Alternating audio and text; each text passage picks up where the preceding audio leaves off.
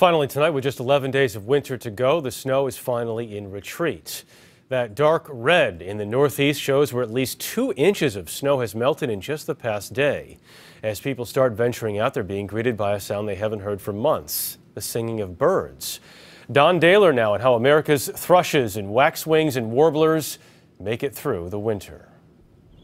As the snow melts in New York's Central Park, the birds sing a song of spring.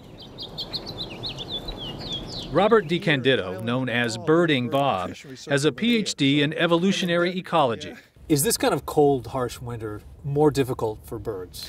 It is. It can be. If there's enough food around, the cold weather doesn't bother the birds. It's when there's cold weather and little or no food that it's a big problem for birds. Small birds can lose up to 10% of their body weight each night, so they have to eat a lot during the day. Little has been known about how these small birds survive the cold until now. Researchers at the University of Oxford put microchips on over 2,000 songbirds to see exactly how they spend their winter days.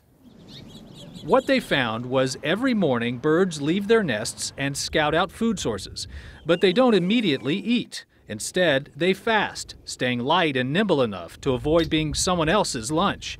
Then in the late afternoon, the birds return to where they saw food and chow down. How do most of these songbirds stay warm if they're not going to migrate?